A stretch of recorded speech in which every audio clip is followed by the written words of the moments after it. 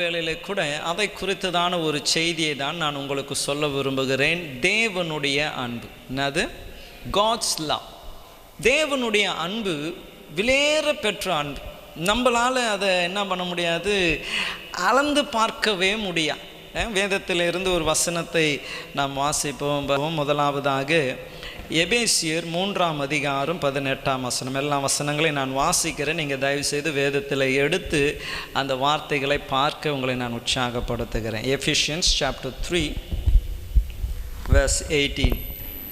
அங்கே அப்போஸ்தலனாகிய பவுல் எபேசு சபைக்கு அவர் சொல்லுகிறார், சகல பரிசுத்தவான்களோடு கூட கிறிஸ்துவனுடைய அன்பின் அகலும் நீளம் ஆழும் உயரும் என்னதென்று உணர்ந்து என்று இங்கே அப்போஸ்தலனாகிய பவுல் எபேசு பட்டணத்தில் இருக்கிற சபைக்கு அவர் சொல்லுகிறார், சகல பரிசுத்தவான்களோடு கூட. எபேசியர் 3ஆம் அதிகாரம் 18ஆம் வசனம்.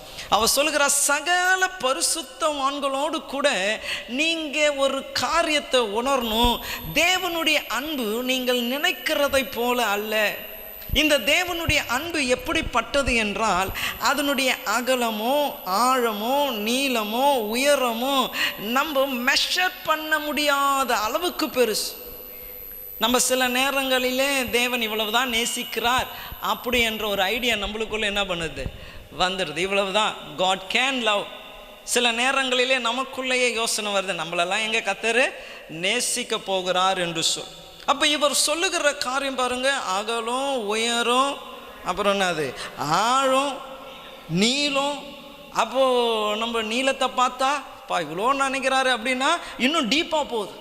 இப்போ இவ்வளோ ஆழமாக நினைக்கிறாரேன்னு பார்த்தா அது வானத்துக்கு வரைக்கும் உயர்ந்து போகிறது. இவ்வளோ நேசிக்கிறாரான்னு பார்த்தா என்ன பண்ணுது, இடதுபுறமும் வலதுபுறமும் அவ்வளோ அன்பு. எந்த அன்பை நம்ம யோசித்து பார்க்கறதுன்னு தெரில. அவருடைய அன்பை நம்மளால் ஒரு நாளும் அளர்ந்து பார்க்கவே முடியாது. இதில் எனக்கு ரொம்ப பிடிச்ச, வேதத்தில் ரொம்ப பிடிச்ச தேவனுடைய அன்பை விவரிக்கிற ஒரு வசனம் என்னன்னா, 1 தெசலோனியர் 5ஆம் அதிகாரம் 10ஆம் வசனம். Book of 1 Thessalonian chapter 5 verse 10. எனக்கு ரொம்ப பிடிச்ச வசனம். தேவன் நம்ம மேலே எவ்வளவு அன்பாக இருக்கிறார் என்று அந்த வசனம் நமக்கு வெளிப்படுத்துகிறது. நாம் விழித்திருப்பவர்களானாலும் நித்திரை அடைந்தவர்களானாலும் தம்மோடு கூட நாம் ஏகமாய் பிழைத்திருக்கும்படி அவர் நமக்காக மரித்தாரே. எப்படிப்பட்ட அன்பு பாரு. உயிரோடு இருந்தாலும் என் கூட தான் இருக்கணும், நீ செத்தாலும் எங்கே தான் இருக்கணும், என் கூட தான் இருக்கணும் என்று விரும்புகிற ஒரு தேவனுடைய அன்பு எவ்வளவு பெருசு. அப்போ அவர் சிலுவையிலே மரிக்கும் பொழுது அவருடைய ஆசை, இனி நான் செத்து போனாலும் இனி ஒவ்வொருவருடைய உள்ளத்தில் நான் என்ன பண்ணுவேன், இருப்பேன். ஒவ்வொருவரோடு கூட நான் இருப்பேன். அவங்களுடைய சரீரத்தை என்னுடைய ஆலயமாய் மாற்றி நான் அவர்களோடு கூட வாசம் பண்ணுவேன். ஒருவேளை அவன் செத்து போனா அவனை எங்கே தான் கூட்டின்னு போவேன், அவனை என் கூட இருக்கும்படி என்னுடைய வீட்டில் கொண்டு போய் நான் அவனோடு கூட வாசமாக இருப்பேன் என்று சொல்லி. ஹல்லேலூயா, ஹல்லேலூயா. உலகத்தில் கூட யாருமே இப்படிப்பட்ட அன்பு உள்ளவர்களை பார்க்கவே முடியாது, பார்க்கவே முடியவே முடியாது. ஆனால் தேவன் அவ்வளவு அன்பாக இருக்கிறார். நம்மளுக்கு தெரிஞ்ச வசனம் தான் யோவான் 3ஆம் அதிகாரம் 16ஆம் வசனம் சொல்லுகிறது, தேவன் தம்முடைய ஒரே பேரான குமாரனை விசுவாசிக்கிறவன் எவனோ அவன் கெட்டு போகாமல் நித்திய ஜீவனை அடையும்படி அவரை இயேசுவை தந்தருளி உலகத்தை எவ்வளவாய் அன்பு கூர்ந்தார், இவ்வளவாய் அன்பு கூர்ந்தார். அன்பினுடைய ஒரு எக்ஸ்ட்ரீம் என்னவென்றால், அவருடைய ஒரே பேரான குமாரனை உங்களுக்காக எனக்காக தந்து அவர் நம்மை நேசித்திருக்கிறார். ஹல்லேலூயா. உங்களை உற்சாகப்படுத்துகிறேன், தேவன் உங்களை அளவுக்கு அதிகமாய் நேசிக்கிறார். ஹல்லேலூயா, ஹல்லேலூயா. உங்கள் அப்பா நேசிக்கிறாரான்னு எனக்கு தெரியாது, அம்மா நேசிக்கிறாங்களான்னு எனக்கு தெரியாது, கணவன் மனைவி நேசிக்கிறாங்களான்னு எனக்கு தெரியாது, பிள்ளைகள் நேசிக்கிறாங்களான்னு தெரியாது, பெற்றோர்கள் நேசிக்கிறாங்களான்னு தெரியாது. யார் நேசித்தாலும் நேசியாமல் போனாலும் உங்களை அளவுக்கு அதிகமாய் நேசிக்கிற ஒரு தேவன் இருக்கிறார். ஹல்லேலூயா, ஹல்லேலூயா. இந்த நேசத்தின் 2 காரியத்தை உங்களுக்கு சொல்ல போகிறேன். What is love? இந்த அன்பு இருந்தால் இந்த அன்பு நம்ம என்ன செய்ய வைக்கிறது, நம்ம இல்லை தேவனை என்ன செய்ய வைத்தது என்ற 2 காரியத்தை உங்களுக்கு சொல்ல விரும்புகிறேன். முதலாவதாக, God's love is courageous, துணிவு உள்ளது. இந்த தேவ அன்பு எப்படிப்பட்டது என்றால், அவர் நம்மை நேசிக்கிறபடினாலே அவர் துணிகரமாய் அல்லது துணிந்து செயல்பட ஆரம்பித்தார்.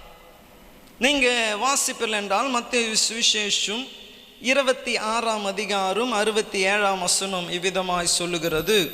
அப்பொழுது அவருடைய முகத்திலே துப்பி அவரை கொட்டி சிலர் அவரை கன்னத்திலே அறைந்து.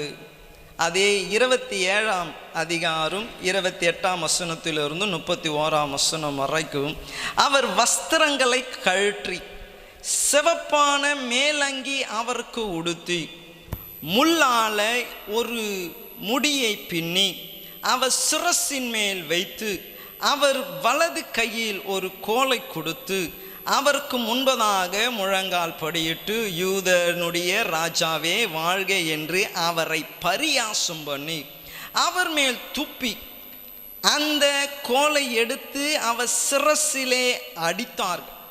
அவரை பரியாசம் பண்ணின பின்பு அவருக்கு உடுத்தின மேலங்கியை கழற்றி அவருடைய வஸ்திரங்களை அவருக்கு உடுத்தி அவரை சிலுவையில் அறையும்படி கொண்டு போனார்கள். இப்போ இந்த இன்ஸ்டன்ட் நம்ம பார்க்கும்பொழுது தேவனுடைய அன்பு என்ன செய்தது என்றால், அவரை நம்மேல் வைத்த அந்த அன்பு நிமித்தம் துணிந்து செயல்பட செஞ்சது. அவர் இருக்கிற இடத்திலே, அவருடைய கம்ஃபர்ட் ஜோனிலே அவரை ஆராதிக்க கோடிக்கணக்கான தூதர்கள் இருந்தபொழுது கூட அவர் என்ன செஞ்சார்னா, உங்கள் மேல் வைத்த அன்பு நிமித்தம் துணிந்து ஒரு காரியத்திற்குள்ளே இறங்கிட்டார். அந்த துணிவு எப்படிப்பட்டது என்றால், நமக்கு தெரிஞ்ச காரியம்தான். கெத்செமனே தோட்டத்திலே இயேசு இருக்கிறார். அந்த கெத்செமனே தோட்டத்தில் இருக்கும் பொழுது அவர் வியாகுலப்பட்டார் என்று வேதம் சொல்லுகிறது. எப்படிப்பட்ட வியாகுலம் என்றால், அவருடைய வேர்வை துள்ளிகள் கூட இரத்தமாய் சிந்தப்பட்டார். அவர் பிதாவை நோக்கி 3 முறை ஜெபிக்கிறார். பிதாவே, இந்த பாத்திரம் என்னை விட்டு நீங்க கூடுமானால் நீங்கும்படி செய்யும், ஆனாலும் என் சித்தம் அல்ல உம்முடைய சித்தம். ஏன் இந்த ஜெபத்தை செய்கிறார் என்றால், வேதம் அவர் பூமியிலே இருந்தபோது ஒரு காரியத்தை தெளிவுபடுத்துகிறது. அவர் எல்லாம் அறிந்தவராயிருந்தார். What's going to happen? He knows already. என்ன நடக்க போகிறது என்று அவர் முன்னறிந்தவராயிருந்தார். அப்போ அவருக்கு தெரியும், அவரை வஸ்திரங்களை கழட்டுவாங்க, அவரை காரி துப்புவாங்க, அவரை கொட்டுவாங்க, அவருடைய கொம்பை வாங்கி அவருடைய தலையில அடிப்பாங்க, அவரை ஏளனமாய் பேசுவாங்க, அவரை நிர்வாணப்படுத்துவாங்க, அவமானப்படுத்துவாங்க, பரிகாசம் பண்ணுவாங்க. Even though he knows everything, எல்லாம் தெரிந்திருந்தோம் அவர் துணிந்தார். ஏன் தெரியுங்களா? உங்கள் மேல் வைத்த அன்பு அவ்வளவு பெருசார். ஹல்லேலூயா, ஹல்லேலூயா. பாருங்க, அன்பு எப்பயுமே உங்களுக்கு கூட உங்கள் கணவன் மனைவி பிள்ளை பெற்றோர்கள் மேலே அன்பு இருக்கும்னா சில நேரங்களில் அந்த அன்புக்கு துணிவு இருக்கும். அமைதியாக போயிடக்கூடாது. உங்கள் மனைவியை பார்த்து ஒருத்தர் ஒரு காரியம் பேசுகிறாங்கன்னா உங்களுக்கு உடனே என்ன பண்ணணும்? ஆவேசம் வரணும், வெக்கப்படக்கூடாது. ஐயோ நம்ம எங்கே பேசுறது, நம்ம என்ன பண்ணுறது அப்படி என்று வாய மூடின்னு இருக்கக்கூடாது. ஏன்னா love need to be shown out. இங்கே சொல்லப்படுகிறது, he showed his courage because he loved us. அவருக்கு இருந்த அன்பு நிமித்தம் இந்த ஆழம் பயங்கரமானது தான்.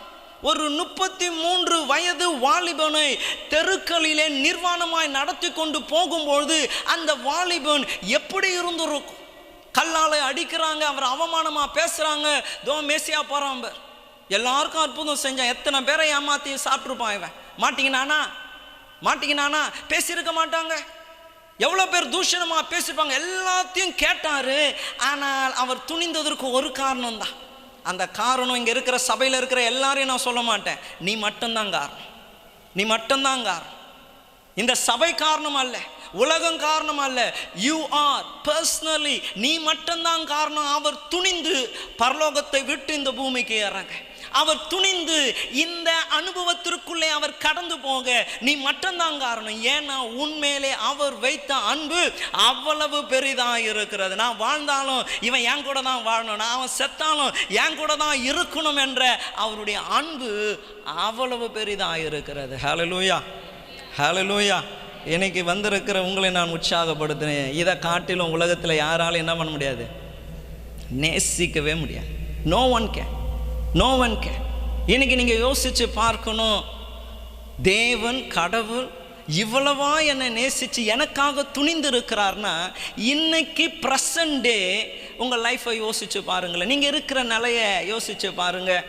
2000 ஆண்டுகளுக்கு முன்பதாய் உனக்காக துணிந்த அந்த தேவன் இன்னைக்கு துணிய மாட்டாரா? 2000 ஆண்டுகளுக்கு முன்பதாய் எல்லா ஜனங்களையும் அவர் பார்க்க, மாம்சத்திலே பார்க்க, எல்லாருக்கும் முன்பதாக அவமானத்தை ஏற்றுக்கொண்டவர் இன்னைக்கு உனக்கு துணிய மாட்டாரா? இன்னைக்கு உனக்காக அவர் வைராக்கியம் கொள்ள மாட்டாரா? இன்னைக்கு உனக்காக அவர் வைத்திருக்கிற அன்பை வெளிப்படுத்த அவர் ஒரு ஸ்டெப் எடுக்க மாட்டாரா? ஆனால் இன்றும் அங்கே எபேசுக்கு அப்போஸ்தலனாகிய பவுல் சொல்வதை போல அந்த அன்பின் உயரம், அகலும், ஆழம், நீளம் என்னதென்று உணராமலேயே நம்ம இருக்கிறோம். ஹல்லேலூயா, ஹல்லேலூயா. உங்களை நேசித்த தேவன் உங்களுக்காய் துணிய அவர் போதுமானவராக இருக்கிறார். ஒரு வசனம், நல்ல வசனம் அங்கே சொல்லப்படுகிறது பாருங்க. ரோமர் 8ஆம் அதிகாரம் 32ஆம் வசனம் இவ்விதமாய் சொல்லுகிறது, தம்முடைய சொந்த குமாரன் என்று பாராமல் நாம் எல்லாருக்காகவும் அவரை ஒப்பு கொடுத்தாரே, அவரோடு கூட மற்ற எல்லாவற்றையும் நமக்கு அருளாது இருப்பது எப்படி? அருளாது இருப்பது எப்படி? பாருங்க, எப்படிப்பட்ட வசனம் பாருங்க. தம்முடைய சொந்த குமாரன் என்றும் பாராமல் அவரையே நமக்காக கொடுத்துட்டார். அந்த துணிவு, உங்க மேல இருக்கிற அந்த அன்பின் துணிவு பாருங்க. He gave his son. இன்னைக்கு வந்திருக்கிற உங்களை நான் உற்சாகப்படுத்துகிறேன். அந்த துணிவை எடுத்த அந்த தேவன் அங்கே அழகா சொல்லப்படுகிறது, அவரோடு கூட மற்ற அனைத்தையும். இன்னைக்கு இது ஒரு சேலஞ்சு தான் நம்மளுக்கு. நம்ம லைஃப்பை நம்ம பார்க்கும்பொழுது சில நேரங்களில் நிறைய கொஸ்டின் மார்க் இருக்கு. ஏன் இப்படி இருக்கு? ஏன் பிள்ளையினுடைய வாழ்க்கை இப்படி இருக்கு? ஏன் என் குடும்பம் இப்படி இருக்கு? ஏன் என் ஃபைனான்ஸ் இப்படி இருக்கு? ஏன் என் எதிர்காலம் இப்படி இருக்கு? நிறைய கொஸ்டின் மார்க் இருக்கு. ஆனால் இந்த கொஸ்டின் மார்க்குக்கு மத்தியிலே நம்ம பார்க்க வேண்டிய காரியம், தேவன் இந்த இடத்துல எப்படி இருக்கிறார்? How would God see you? என் பிள்ளைக்கு ஒரு கஷ்டம்னா, நான் பாருங்க சில நேரத்துலலாம் நைட்லேருந்து ஜாம் பண்ணோன்னா எனக்கு ரொம்ப கடினமான காரியம். என்னடா பாஸ்டர் நைட்லேருந்து ஜாம் பண்ண மாட்டார்? ஆனால் உண்மையாகவே முடியாது. அப்படியே எழுந்து ஆண்டவரே சோத்துறேன்னா எப்பயும் எழுந்துக்கிற டைமுக்கும் லேட்டாக தான் எழுந்துப்பேன். அந்த நைட்டு எழுந்துட்டா திருப்பினா அது சரியான தூக்கம் வரும். ஆனால் சில நேரங்கள் ஜோனத்தனுக்காக ஆர்கேபி ஹாஸ்பிட்டலில் மிட் நைட்டு மூழ்ச்சின்னு வந்துருக்கிறேன். கர்த்தருடைய சமூகத்தில் மூழ்ச்சின்னு இருக்க முடியல, ஜோம் பண்ண முடியல. கண்ணை விழிச்சா எனக்கு என்ன ஆகுது, அப்படியே கண் இழுக்குது. சரி ஆண்டவரே காலையில் ஜோம் பண்ணிடுறேன்னு. ஆனால் என் பிள்ளைக்குன்னு ஒன்று வரும்பொழுது நைட்டு பைக்கில் ஏறி உட்காந்துக்குன்னு நானும் என் மனைவியும் ஜேடை வீட்டில் வச்சுட்டு வெளியில் பூட்டிட்டு பெட்ஷீட் எடுத்து போத்திக்கின்னு நாங்கள் நைட்டு பைக் எடுத்துன்னு எங்கே போகிறோம், ஆர்கேபி ஹாஸ்பிட்டலில் போயிட்டு அங்கே உட்காந்துன்னு இருக்கிறோம். குளுக்கோஸ் ஏற்றின்னு அப்படியே உட்காந்துன்னு இருக்கும். கேட்டால் டங்கு ஃபீவர்ன்றாங்க. அப்படியே கொதிக்குது, துணியை புழிஞ்சு தொடச்சினே இருக்கிறாங்க. ஐஸ் தண்ணியை வச்சு துடைக்கிறாங்க. சூடு இறங்கல, அங்கே உட்காந்துன்னு இருக்கிறோம். ஆனால் பாருங்க, வேதம் சொல்லுகிறது, பொல்லாத தகப்பனாகிய நீங்கள் உங்கள் பிள்ளைகளுக்கு நல்லதை செய்ய அறிந்திருக்கும் பொழுது, பொல்லாத தகப்பனாகிய நீங்கள் நடு ராத்திரியில் என் பிள்ளைக்காக எழுந்து போக எனக்கு என்னது, என் பிள்ளையை விட்டு கொடுக்க முடியல, நைட்டு தானே என்று சொல்லி நான் அடங்கியிருக்க முடியல. எனக்கு இருக்கிற அந்த அன்பு என்ன அந்த நடு ராத்திரியில் துணிய செய்கிறது, என் தூக்கத்தை விட செய்கிறது, எழுந்து போக செய்கிறது. நானே அப்படி இருந்தால் உங்களுக்கும் எனக்கும் தகப்பனாக இருக்கிற தேவன் உங்கள் மேல் அன்பு வைத்திருக்கிறது உண்மையானா எவ்வளவு துணிவு அவர் எடுப்பாங்க, எவ்வளவு ஸ்டெப் எடுப்பாங்க. இன்னைக்கு நீங்கள் யோசித்து பார்ப்பீர்கள் என்றால் ஒவ்வொரு ஸ்டெப்பும் நம்ம வச்சது இல்லை, நமக்காய் ஒருத்தர் துணிந்து இருக்கிறார், பாதையை உருவாக்கி இருக்கிறார், யாரோ ஒருவரோடு கூட பேசி இருக்கிறார், யாரோடைய இருதயத்தையோ திறந்து இருக்கிறார், யாரோ ஒருவருடைய கண்களிலே தயவு கிடைக்க செய்து இருக்கிறார், யாரோ ஒருவர் உங்களுக்காக பேசும்படி அவர்களை தூண்டி விட்டு இருக்கிறார். நீங்க இல்லை, உங்களுக்கு நினைப்பு நான் பண்ணிட்டேன். ஆனால் இட்ஸ் நாட் யூ. உங்கள் மேல் அன்பு வைத்த ஒருவர் இன்றும் ஜீவன் உள்ளவராயிருக்கிறார். ஹல்லேலூயா. எவ்வளோ பெரிய சந்தோஷம் இது, எவ்வளோ பெரிய சந்தோஷம். வேதம் அழகாக சொல்லுகிறது, நீங்கள் அல்ல, அவரே உங்களை முதலாவது என்ன பண்ணாரா? அன்பு கொண்டா. It's not you, God loved you first. God loved you first. இன்னைக்கு வந்திருக்கிற உங்களை நான் முதலாவது நான் உற்சாகப்படுத்துகிறேன். என்னது? ஒருத்தர் நேசிக்க இருக்கிறார், ஒருத்தர் நேசிக்க இருக்கிறார். God loves you. எவ்வளோ பெரிய ஒரு ஹாப்பியஸ்ட் திங்கு தெரியுமா? உலகத்தில் நிறைய பேருக்கு இந்த விஷயம் தெரியவே தெரியாது. உலகத்திலே நிறைய பேருக்கு இந்த விஷயம் தெரியவே தெரியாது. அவர்களை நேசிக்கிற ஒரு தேவன் இருக்கிறார்னு தெரியவே தெரியாது. அவருடைய அன்பின் அகலம், ஆழம், உயரம், நீளம் எவ்வளோன்னு உணர்ந்து கொள்ள நிறைய பேரால முடியாது. ஆனால் வந்திருக்கிற உங்களுக்கு ஒரு ஆச்சரியம் என்ன தெரியுங்களா? உங்களுக்கு அது வெளிப்பட்டு இருக்கிறது. God has revealed this. அதை தான் சொல்கிறாரு, உணர்ந்து கொள்ளுங்க, உணர்ந்து கொள்ளுங்க. இந்த மாலை வேளையில் வந்திருக்கிற உங்களை நான் உற்சாகப்படுத்துகிறேன். God loves you so much. நான் மறுபடியும் அதே ஒரே ஒரு காரியத்தை சொல்லி நான் அடுத்த வார்த்தைக்கு நான் கடந்து போக விரும்புகிறேன். 2000 ஆண்டுகளுக்கு முன்பதாய் துணிந்த தேவன் இன்னைக்கு துணிய மாட்டாரா? துணிய மாட்டாரா? சில நேரங்கள் நமக்கு இருக்கிற கொஸ்டின் டைமில் நம்ம அந்த தேவனை ஒரு பிராக்கெட் போட்டு மூடி வச்சிடறோம். ஆனால் அவரால் சும்மாவே இருக்க முடியாது, சும்மாவே இருக்க முடியாது. ஏன்னா அவருடைய லவ் அவ்வளோ பவர்ஃபுல். சும்மா இருக்க முடியாது. அவர் உங்களை பார்க்கும்பொழுது நீங்கள் யோசிக்கிறீங்களோ இல்லையோ, வேதம் சொல்லுகிறது வானத்திற்கும் பூமிக்கும் எவ்வளவு உயரமோ அவ்வளோ உயரம். ஏன்னா அவருடைய அன்பு அப்படிப்பட்டது. He cannot stay still. இன்னைக்கும் அவர் கிரியை செய்து கொண்டே இருக்கிறார். இயேசு பூமியில் இருக்கும்போது சொல்லுகிறான், என் பிதா இப்பொழுது என்ன பண்ணுறார்? வேலை செய்து கொண்டே இருக்கிறார். He still working. ஏன் ஒர்க் பண்ணுறார்? ஏன் செயல்படுறார்? நமக்கு தான் இரவு பகல். பரலோகத்தில் என்ன இல்லை? இரவு பகல் இல்லவே இல்லை. அவர் உறங்காமலும் தூங்காமலும் முழித்து இருக்கிறார். ஏன்னா உங்களுக்காக தான். யாருக்காக? உங்களுக்காக தான். இன்றைக்கி இது ஒரு உண்மையாக சொல்லணுன்னா இது ஒரு என்னது, ஒரு ஐ ஓப்பனர், ஒரு கண்களை திறக்கக்கூடிய ஒரு காரியம். நீங்கள் ஒரு சூழ்நிலையில் போனீங்கன்னா உங்களுக்கு தெரியணும், எனக்காக துணிகிற ஒருவர் இங்கே இருக்கிறார். நீ சிங்க கேபியில் போடு, ஆனால் அது என்ன ஒன்றும் பண்ணாது. எனக்காக துணிந்து அங்கே ஒருவர் என்ன பண்ணுறாரு? இருக்கிறார். என்னை குழியில் தூக்கி போடு, ஒன்றும் பண்ண முடியாது. நீ 600 ரதங்களை கொண்டு என்னை அழிக்க, என்னை மறுபடியும் அடிமைத்தனத்தில் பிடிக்க நீ துரத்தினுவா, ஆனால் ஒன்றும் பண்ண முடியாது. ஏன்னா என மேல் அன்பு கூறுகிற ஒருவர் எனக்காய் துணிய இருக்கிறார். ஹல்லேலூயா, ஹல்லேலூயா. ஆகவே தான் சங்கீதக்காரன் சொல்லுகிறான், என் பக்கத்தில் 1000 பேரும் என் வலது பக்கத்தில் 10,000 பேர் விழுந்தாலும் ஒன்றும் நடக்காது, ஒன்றும் நடக்காது, ஒன்றும் நடக்காது. ஏன் நடக்காது? உங்களை அளவுக்கு அதிகமாய் நேசிக்கிற ஒரு தேவன் இருக்கிறார். இரண்டாவதாங்க, தேவனுடைய அன்பு 1 கொரிந்தியர் 13:4 அன்பை குறித்ததான ஒரு அட்டவணை அங்கே சொல்லப்படுகிறது. அங்கே அன்பு நீடிய சாந்தமும் தயவும் உள்ளது. என்னவா? அன்பு நீடிய சாந்தமும் தயவும் உள்ளது. அப்போ தேவனுடைய அன்பு நீடிய சாந்தம். பேதுரு விதமாய் சொல்லுகிறார், அநேகர் எண்ணுகிறது போல தேவன் தாமதிக்கிறவராய் இல்லாமல் எல்லாரும் மனம் திரும்ப வேண்டும். ஆனால் நான் இங்கே எனக்கு வெளிப்பட்ட காரியம், உண்மையாகவே இந்த மெசேஜ் என்னன்னா, நேற்று நைட்டு நல்லா தூங்கினேன். ஒரு 9:30 மணிக்கு பத்துட்ருப்பேன். அப்படியே சூப்பராக தூங்குறேன். என் துணவி யாரும் ஜோனத்தானும் பேசிக்கினே இருக்கிறான். பேசுறதுக்கு வீட்டில் 1000 இடம் இருக்குது. நான் இங்கே தூங்குறேன்னா அங்கே உட்காந்து பேசிக்கினே இருக்கிறான். நானும் இப்போ முடிஞ்சிடும், இப்போ முடிஞ்சிடும், இப்போ முடிஞ்சிடும் அப்படின்னு நினைக்கிறேன். நல்லா தூங்கின்னு இருந்தேன். என்ன பண்ணுறாங்க? தூக்கி கலைச்சினே இருக்கிறாங்க. எழுந்து 2 பேரையும் திட்டிட்டு படுத்தேன். ஏன் தூக்கம் போயிடுச்சு. நான் எழுந்து போய் வெளில உட்காடுறேன், நடக்கிறேன், ஒன்றும் முடியல. ஒரு 11:30 மணி வரைக்கும் முடிச்சிருந்தேன். இதில் வேறு இன்றைக்கி காலை ஆராதனை 7 மணிக்கு. அப்போது அது வேறு, அது மைண்டில் ஓடும் போதே நம்மளுக்கு வரமாட்டேங்குது, தூக்கமே வரமாட்டேங்குது.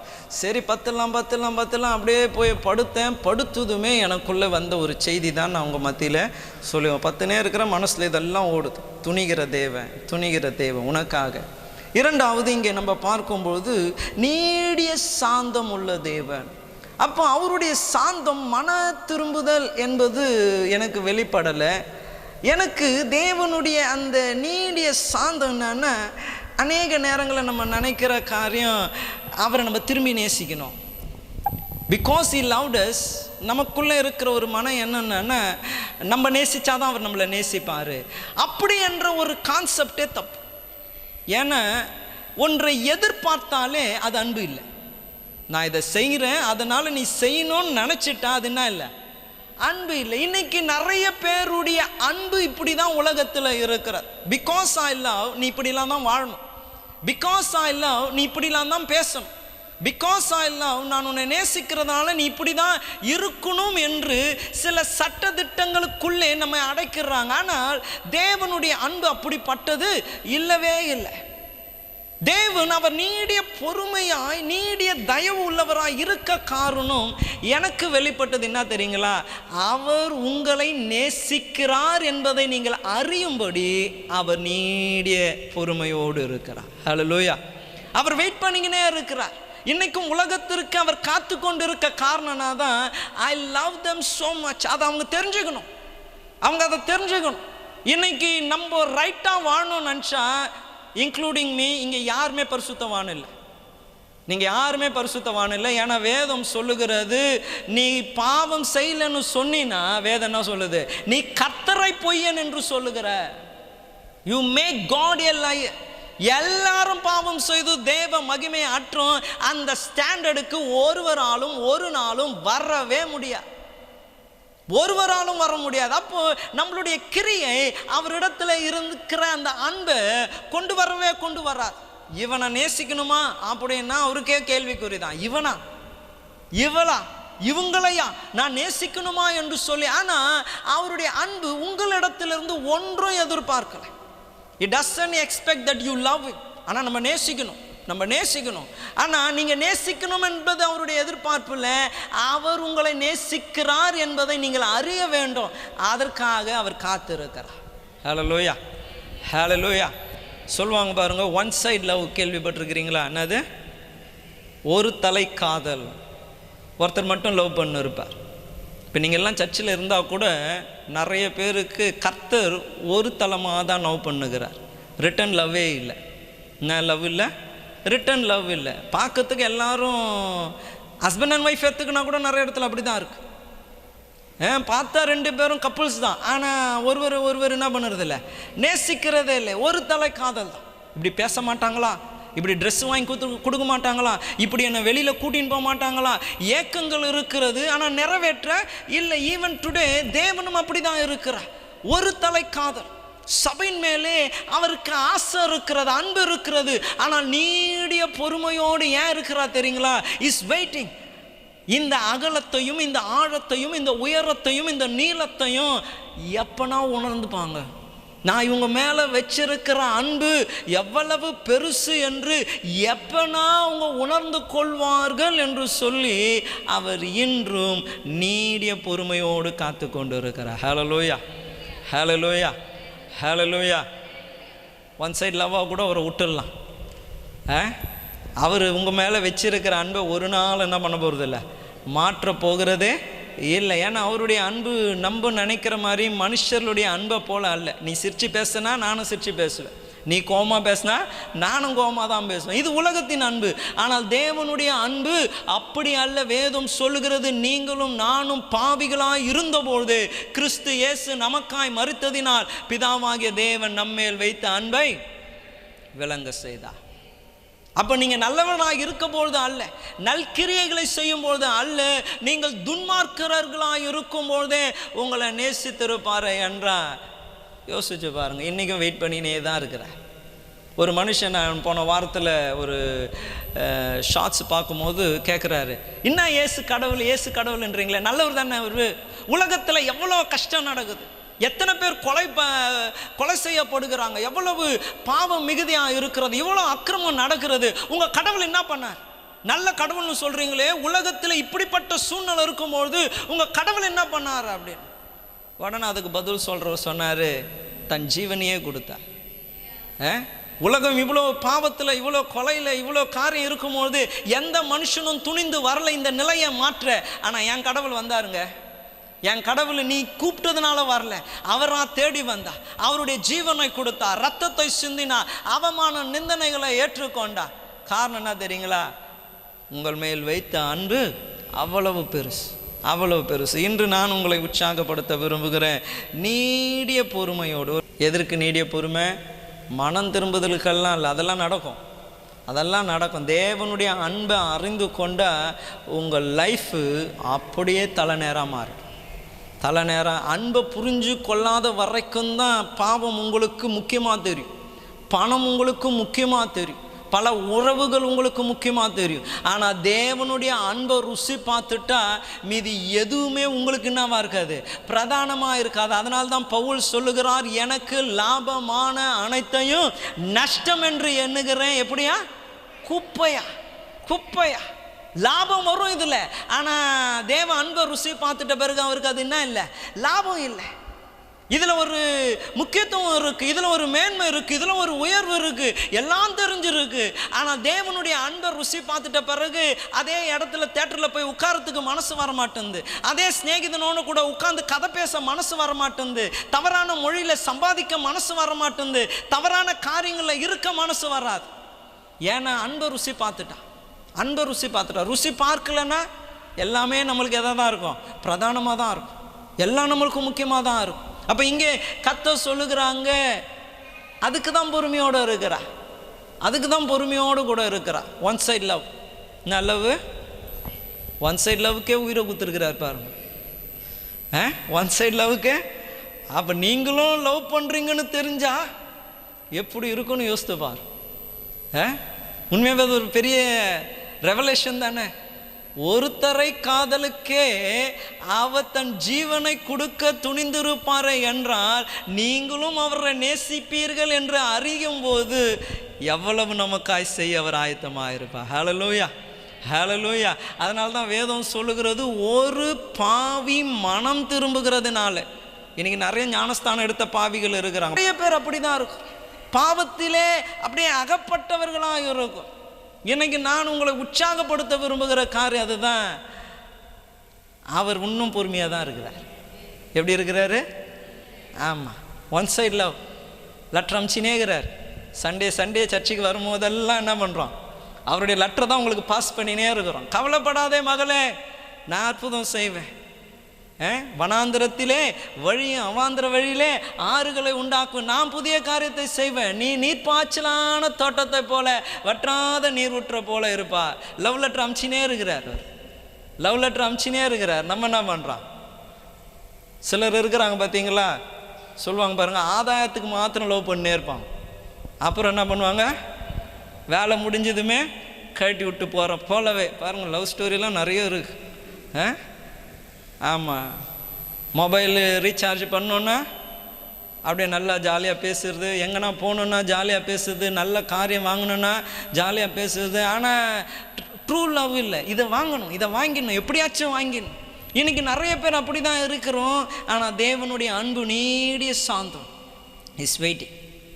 அவர் காத்து கொண்டே இருக்கிறார். இன்றைக்கி நீங்கள் வீட்டுக்கு போகும்போது யோசித்துனே போங்க, அவர் எனக்காக துணிஞ்சா இப்பயும் எனக்காக காத்துக்குனே இருக்கிறார். How to I love him, நான் எப்படி நேசிக்கிறேன். பேதுருவை பார்த்து கர்த்தர் கேட்டாரே, பேதுருவே இவைகள் எல்லாவற்றை காட்டிலும் நீ என்னில் அன்பாய் இருக்கிறாயா? இன்னைக்கு உங்களை பார்த்தும் கேட்பாரு என்றால் உங்கள் பதில் என்ன? இன்னைக்கு அந்த கேள்வியோடு கூட ஒரு வசனத்தை நான் வாசித்து ஜெபித்து நான் முடிக்க விரும்புகிறேன். ரோமர் 8ஆம் அதிகாரம் 36ஆம் வசனம் அழகாய் சொல்லுகிறது. 36 இருந்து 39 வரைக்கும் நான் வாசிக்கிறேன். ரோமர் 8ஆம் அதிகாரம் 36 to 39. கிறிஸ்துவின் அன்பை விட்டு நம்மை பிரிப்பவன் யார்? ஆனால் உங்களுடைய அன்பிலிருந்து கிறிஸ்துவை பிரிச்சிடலாம். அதனால தான் பவுல் ஞானமாக எழுதியிருக்கிறார், ஞானமாக எழுதியிருக்கிறார். நம்மளுக்கு ஒரு நல்ல கவர்மெண்ட் வேலை வருதுன்னா என்ன பண்ணுவோம், வீட்டில் சாமி படம் வச்சு ஒரு பொட்டியும் வச்சு, நான் சொன்ன பாருங்க நம்ம சர்ச்சில் ஒருத்தவங்க, எனக்கு அது அடிக்கடி நான் யோசிப்பேன், எனக்கு சிரிப்பாக வரும். அவங்களுக்கு ஒரு அரசாங்க வேலை, ஒரு சாதாரண ஒர்க்கு தான், பட்டு இந்துவாக இருந்தால் தான் கொடுப்பாங்க அப்படின்னு சொன்னதுமே அவங்க என்ன பண்ணாங்கன்னா அவங்களுடைய பழைய பேரை சொல்லி வேலையெல்லாம் வாங்கிட்டாங்களாம். அப்போ அவர் கேட்குறாரம்மா, உன் பேர்னா, உங்கள் கணவர் பேர்னா, உங்கள் பிள்ளைங்க பேர்னா, எல்லா இந்து பேரும் சொல்லிட்டாங்க. சொல்லிவிட்டு அப்படி வெளியில் வராங்களாம். அந்த வாசப்படியில் கால் ஒரு இடி இடிச்சு தான் இயேசுவே அப்படின்னு போனாங்களாம். வெளில ஓடி போயிட்டு சேவத்தாண்டு போய் ஒளிஞ்சு நின்றுங்கிறாங்க. ஐயோ, இயேசு காட்டி கொடுத்துட்டாரு நம்மளை, இயேசு நம்மளை காட்டி கொடுத்துட்டாரு அப்படின்னுட்டு. அப்போ அநேகர் அப்படி தான் நம்மளுடைய அன்புல இருந்து கிறிஸ்துவ மாற்றிடலாம். ஆனால் இங்கே அப்போஸ்தலனாகிய பவுல் சொல்லுகிறார், கிறிஸ்துவின் அன்பை விட்டு நம்மை பிரிப்பவன் யார்? உபத்திரவமோ, வியாகுலமோ, துன்பமோ, பசியோ, நிர்வாணமோ, நாசம், மோசமோ, பட்டயமோ, இவைகள் எல்லாவற்றிலும் நாம் நம்மேல் அன்பு கூறுகிறவராலே முற்றிலும் ஜெயம் கொள்ளுகிறவர்களாய் இருக்கிறோமே. மரணமானாலும், ஜீவனானாலும், தேவ தூதர்களானாலும், அதிகாரங்களானாலும், வல்லமைகளானாலும், நிகழ்காரியங்களானாலும், வருங்காரியங்களானாலும், உயர்வானாலும், தாழ்வானாலும், வேறே எந்த சிருஷ்டி ஆனாலும் நம்முடைய கர்த்தராகிய கிறிஸ்து இயேசுவில் உள்ள தேவனுடைய அன்பை விட்டு நம்மை பிரிக்க மாட்டாது என்று நிச்சயத்திருக்கிறேன். ஹல்லேலூயா, ஹல்லேலூயா. இப்போ வாசித்ததில் எதனா ஒரு சூழ்நிலையில் நீங்கள் இருக்கலாம், ஏதாச்சும் ஒரு சூழ்நிலையில் நீங்கள் இருக்கலாம். என்னடா என் வாழ்க்கை இப்படி ஆயிடுச்சு என்றால், இங்கே அழகாக சொல்லப்படுகிறது, அவருடைய அன்பை விட்டு உங்களை பிரிக்க மாட்டார். உங்களுக்காக துணிந்த ஒரு தேவன் உங்களுக்காய் பொறுமையோடு காத்து கொண்டிருக்கிறார்.